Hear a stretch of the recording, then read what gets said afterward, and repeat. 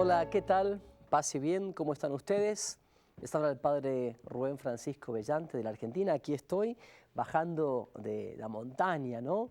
Donde el Señor se revela, se da a conocer, se manifiesta. Justamente porque nosotros queremos a través de esta serie preparar evangelizadores, ¿no? Se llama así la serie, Preparando Evangelizadores. Ya estamos promediando, ¿no?, esta serie. Y bueno, con este set que hemos preparado, que simboliza, digo, la montaña donde Dios se revela, se da a conocer, se manifiesta, ¿no? Bueno, y en el último encuentro que hemos tenido, ¿te acuerdas? Hemos hablado de las preguntas que había en la Biblia, las preguntas que le hicieron a Jesús y también las preguntas que Él hizo. Yo, digamos, tomé algunas para que la podamos compartir hoy. Jesús pregunta, por ejemplo, ¿me amas? Pregunta, ¿quién dicen que soy yo? ¿Ustedes también quieren marcharse? ¿Qué buscan? También, ¿por qué dudas? ¿Quiénes son mis hermanos? ¿Quiénes son mi madre y mis hermanos? ¿Por qué me pegas? Son algunas de las preguntas que Jesús hace y también preguntas que le hacen a Jesús. Por ejemplo, ¿dónde vives? Señor, ¿quién eres? ¿Eres tú el que tenía que venir o debemos esperar a otro? Y también, ¿con qué autoridad haces esto? O, por ejemplo, ¿qué es la verdad? O bien, ¿eres tú el rey de los judíos? Son preguntas que le hicieron a Jesús y muchas más que aparecen en los evangelios y que sin lugar a dudas, ¿no? Sin lugar a dudas, nos sirven, cada pregunta nos sirve para tocar un tema catequístico. La respuesta a esas preguntas son de muchísimo valor para tocar un tema catequístico, para desarrollar un tema en la catequesis, en la evangelización, en alguna misión que podamos iniciar. Entonces hay que tener muy en cuenta el tema de las preguntas como un camino también para la evangelización. Otro tema que aparece mucho en la Biblia es el tema de los diálogos. Por ejemplo, tenemos aquí algunos diálogos que encontramos en la Biblia. El diálogo de Dios y Moisés en el monte, en la montaña, en el monte Oreb, también en el Sinaí. Bueno, tenemos otras preguntas, otros diálogos que hay, por ejemplo, la samaritana y Jesús, cuando Jesús se encuentra allí en el pozo de agua con esta mujer y entonces el Señor le dice, yo puedo darte un agua que te plenifique para que nunca más tengas sed. Qué hermosos diálogos, ¿no? Jesús y la samaritana, o también ese hermoso diálogo entre María e Isabel, o Elizabeth, su prima. Ese hermoso diálogo, ¿no?, que tiene así momentos muy, yo diría, emotivos, cuando Isabel le dice, dichosa tú porque has creído, ¿no? Dichosa tú porque has creído, ¿no? Y María que termina respondiendo con el Magnificat, con el cántico de alabanza de los pobres de Yahvé. Qué bueno que es eso, es hermoso. Otros diálogos que encontramos, por ejemplo, es en Juan capítulo 9, es los padres del ciego de nacimiento. Hay un diálogo muy hermoso y una conclusión muy hermosa que podemos sacar de eso, de la actitud que tienen los padres hacia ese hijo que nació ciego y la actitud que tienen los padres hacia Jesús. Sería muy bueno que lo podamos leer, Juan capítulo 9, y después analizar en casa, en grupo. O también Lucas capítulo 24, es decir, los discípulos de Maús, que Cleofás, uno de ellos, van camino, digamos, vuelven de Jerusalén hacia su pueblo, hacia Emaús, y vuelven con una cara triste, con un ánimo derrotado, vencidos, agobiados. ¿Por qué? Y porque lo sabían todo a nivel teórico, tenían todos los conocimientos, tenían toda la experiencia, habían visto milagros, signos, habían escuchado predicar a Jesús, lo habían visto y oído, y sin embargo, todo eso no había bajado al corazón, no se había hecho vida, y por eso volvían así derrotados. Bueno, Cleofás es, sin lugar a dudas, signo de cualquier, digamos, bautizado que ha recibido mucha catequesis en su colegio católico o en su parroquia, pero que no es capaz de hacer vida eso, aceptando la resurrección de Jesús y aceptando a Jesús vivo como centro y eje de su vida. Qué bueno este diálogo entre Cleofás, por ejemplo, y el otro discípulo, y Jesús volviendo de Jerusalén a Emaús. Y qué bueno el momento en que Jesús, como forastero, es acogido por ellos y parte el pan en la mesa y allí se hace la luz. Siempre la luz se hace en la Eucaristía, en la misa, cuando se parte el pan y el Señor se hace alimento palabra y alimento pan eucarístico. Allí se hace la luz. También podemos encontrar otros caminos a la hora de predicar en lo que son las, por ejemplo, oraciones. En las oraciones de Tobías por su esposa, que eso podemos encontrarlo en Tobías capítulo 8, versículos de 4 al 9, allí se habla de una oración preciosa, una oración nupcial que Tobías hace por su esposa. Bueno, esta oración nos puede servir mucho a nosotros como un camino a la hora de dar una enseñanza sobre la fidelidad del matrimonio, por ejemplo, ¿no? Y de la confianza de los esposos que entregan su proyecto de vida al Señor. Me parece que es valioso este aspecto de la oración de Tobías en el libro de Tobías capítulo 8. O, por ejemplo, esa oración de Jesús en el huerto, que puede ser un texto muy iluminador para una persona que tal vez esté viviendo un momento de angustia, de dolor, de desconcierto, de oscuridad, de prueba. Qué magnífico que es en ese momento, a través de esta oración, sentirse profundamente identificado con el Señor Jesús. También, sin lugar a dudas, los salmos. Los salmos son 150 salmos que aparecen en la Biblia, y que hay salmos que son de oración, de alabanza, salmos de petición de perdón, salmos de petición de gracias, salmos en el sufrimiento, salmos en la prueba, en el dolor. Los salmos que son palabra de Dios fueron, redactados por personas concretas, inspirados por Dios en momentos concretos de sufrimiento, de dolor, de angustia, de alegría, de alabanza, de gratuidad. Por eso digo, los salmos son una veta a explotar. Porque me parece que tenemos que redescubrir los salmos y aplicarlos a nuestra vida. Los salmos en la Biblia tenemos que descubrirlo en lo cotidiano, tenemos que saber orar con los salmos. Creo que esto también nos ayuda mucho a la hora de la predicación. También nos puede ayudar lo que se llaman los lugares bíblicos. Lugares bíblicos son los que aparecen, por ejemplo, en diferentes partes de la Biblia. Lugares como Betel, que era un santuario idolátrico donde se rendía culto a los dioses extranjeros, paganos, ¿verdad? También Samaria, que se acuerdan que era un territorio que los judíos consideraban maldito, porque allí vivían aquellos judíos que habían sido dejados después del destierro y que se habían, digamos, unidos a paganos y que habían tenido descendencia que ellos consideraban realmente que eran paganos, o sea, que eran gente de segunda categoría, no los tenían en cuenta los samaritanos. Samaria era entonces un lugar para ellos, reitero, un lugar maldito, que ni siquiera había que tocar, ni siquiera había que pasar cerca, a pesar de que estaba en el confín, ¿no?, de Israel. Sin embargo, ellos no querían saber nada con Samaria y menos con los samaritanos. Por eso es que Jesús da varias bofetadas cuando, por ejemplo, habla con la samaritana en el confín con Samaria, o por ejemplo habla del buen samaritano que se compadeció de ese herido tirado a la vera del camino. Eso fue un golpe para los judíos que escuchaban semejante cosa y que tenían a los samaritanos justamente por malditos, por gente maldecida por Dios por haber unido su sangre a otros paganos y haber tenido una descendencia, digamos, que ellos consideraban adulterada, ¿no es cierto?, que no consideraban sangre genuina judía. En fin, también entre los lugares tenemos, por ejemplo, Jerusalén.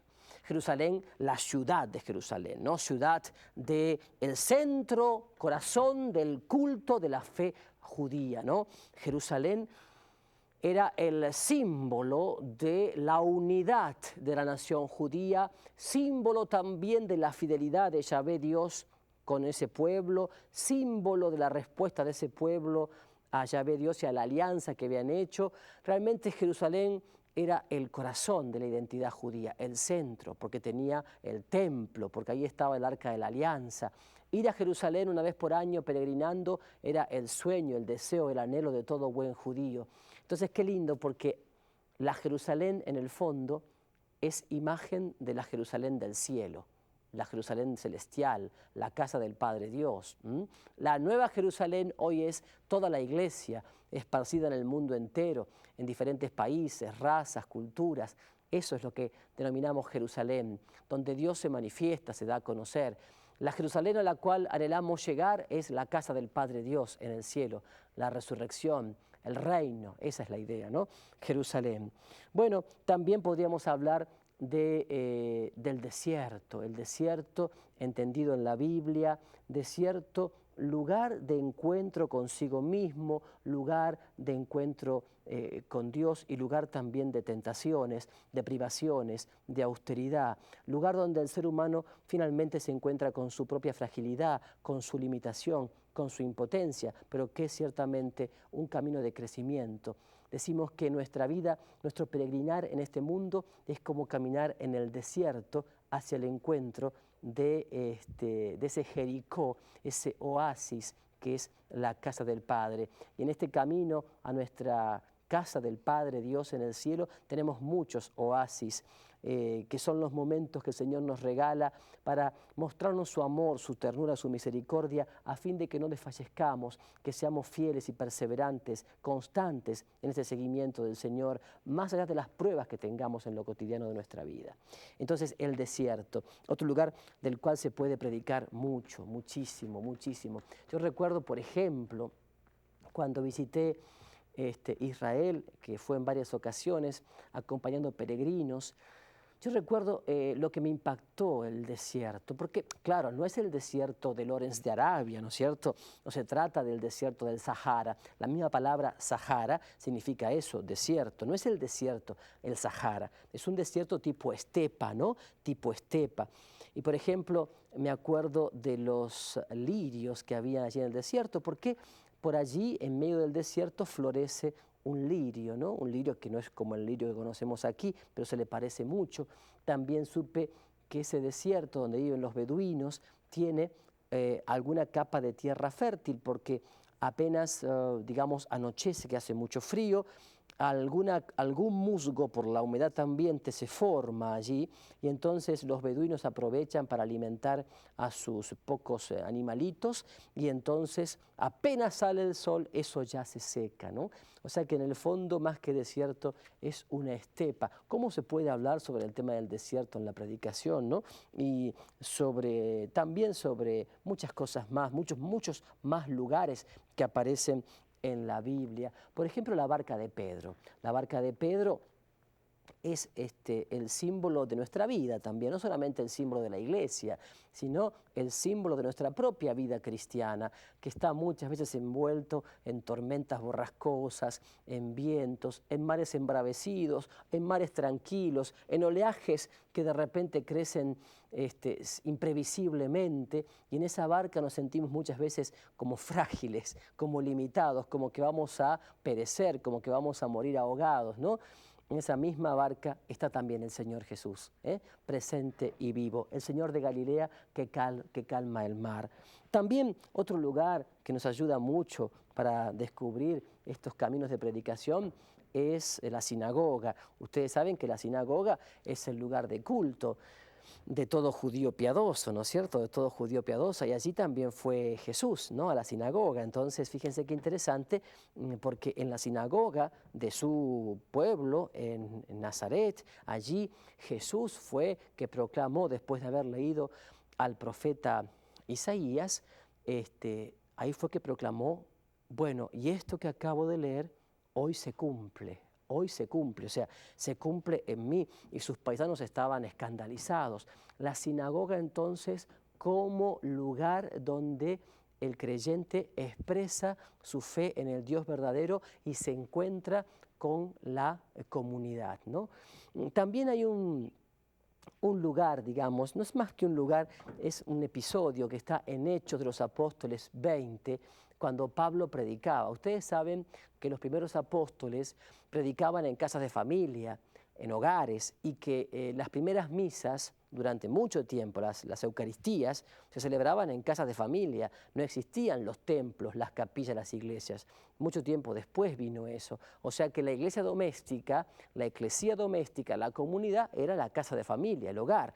Y Pablo, en Hechos 20 se cuenta que San Pablo, estaba predicando una vez en una casa de familia bastante grande, y que la gente estaba muy amuchada dentro de lo que era la sala mayor de la casa, que estaba iluminada con las típicas lámparas, ¿no es cierto? Y había un muchachito, un adolescente llamado Eutico, que se había sentado en la ventana. No estaba ni adentro ni afuera, o sea, estaba entre la luz y la oscuridad, pero no estaba plenamente en la luz, más bien estaba en la oscuridad, ¿verdad? Entonces estaba allí. Y es curioso porque dice el texto, Hechos 20, que se ve que Pablo se entusiasmó y predicó bastante, predicó largo, digamos, larguero, ¿no es cierto? Parece ser que el chico Eutico, se quedó dormido y se cayó del segundo piso al suelo, y parece que murió. Y después Pablo oró sobre él y entonces volvió a la vida. Pero lo curioso de esto, que me parece muy interesante para la predicación, es que finalmente a Eutico le pasó eso porque no estaba ni adentro ni afuera, o más bien estaba más afuera que adentro. No se puede estar escuchando la palabra de Dios, la predicación, y seguir eligiendo la oscuridad. ¿Me explico?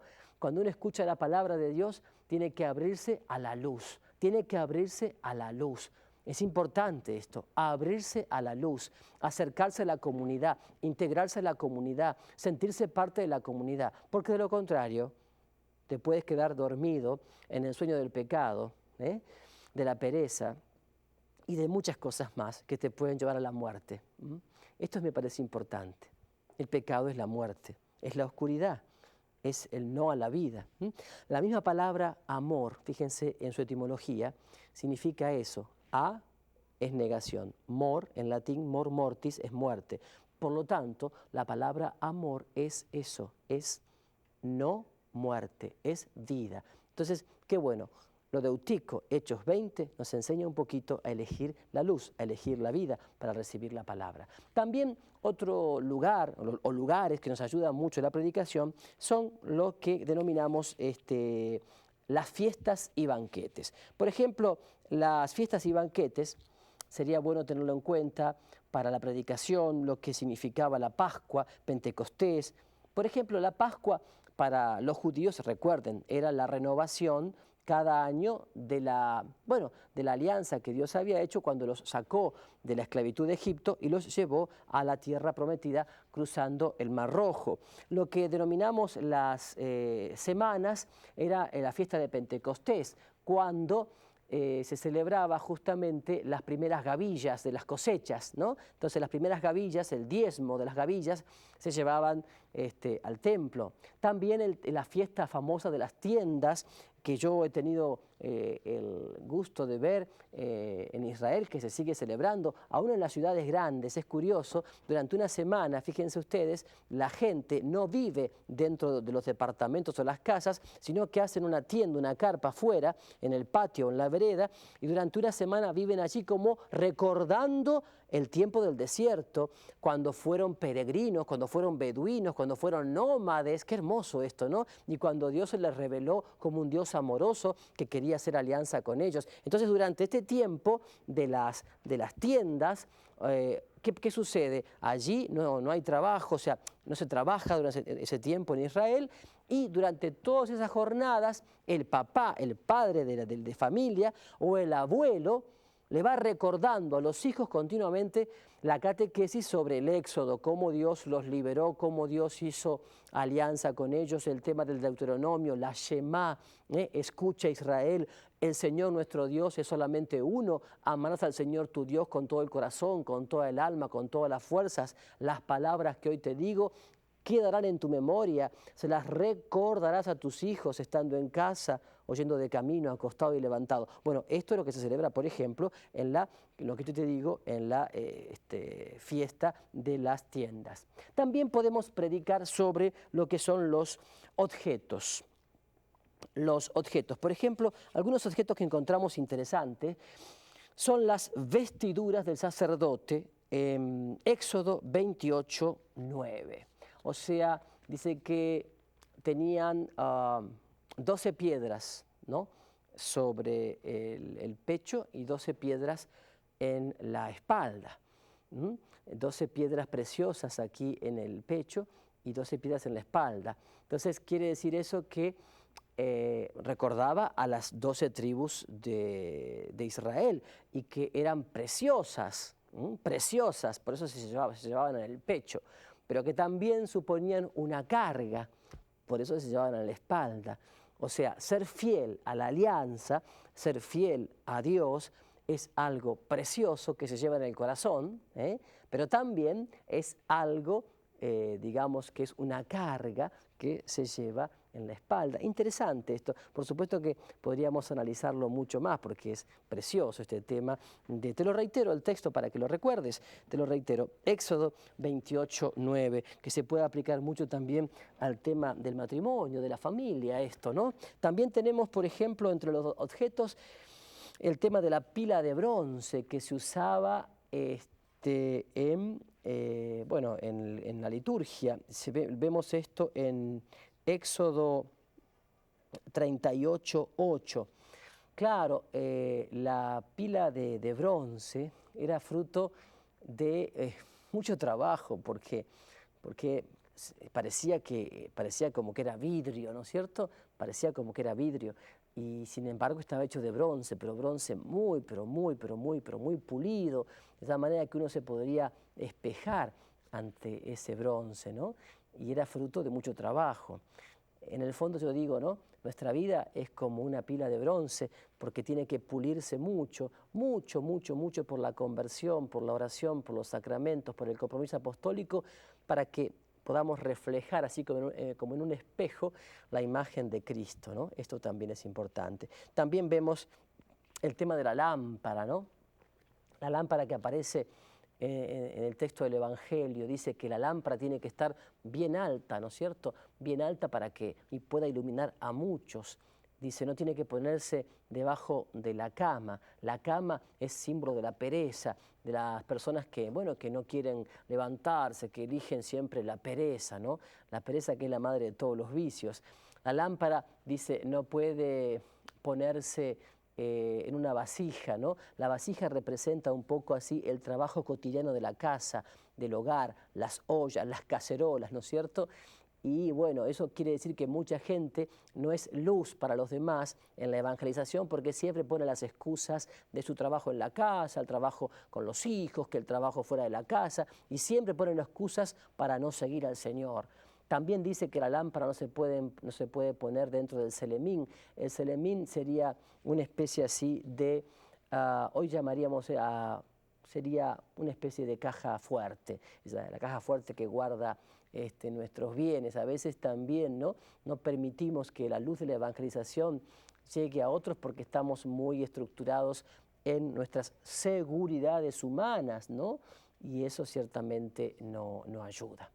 También tenemos otras imágenes muy bonitas o objetos que nos hablan de eso. El tema del yugo.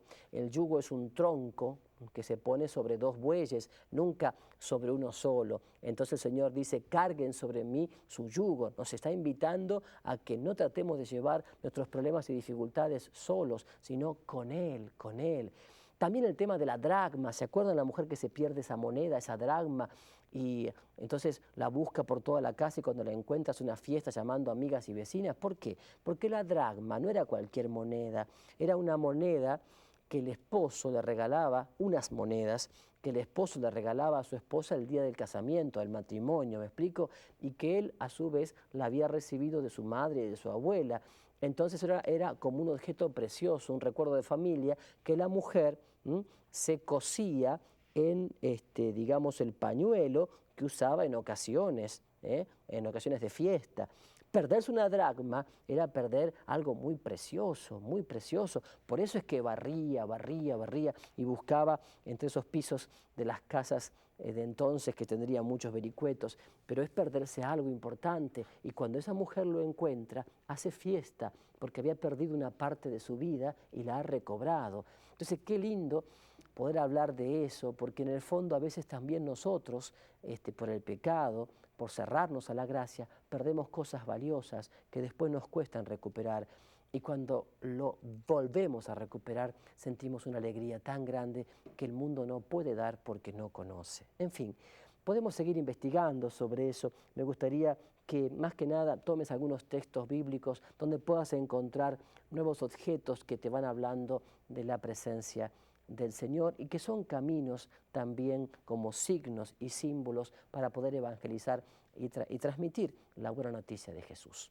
Yo espero que esto te sea realmente de mucho fruto, de mucha utilidad, que lo sigas compartiendo con familiares, amigos, gente de tu comunidad, que invites a otros a ver esta serie a la hora y el día que la están pasando y que bueno, que cualquier duda te puedas comunicar con nosotros para que realmente puedas crecer en tu tarea apostólica, en tu comunidad, en tu barrio, en tu ciudad, en tu país. Ese es nuestro deseo y confiamos que el Espíritu Santo te dará la fuerza a través de María, la pedagoga del Evangelio, para que puedas concretarlo. Que Él te bendiga en el nombre del Padre, del Hijo y del Espíritu Santo. Amén. Paz y bien para todos.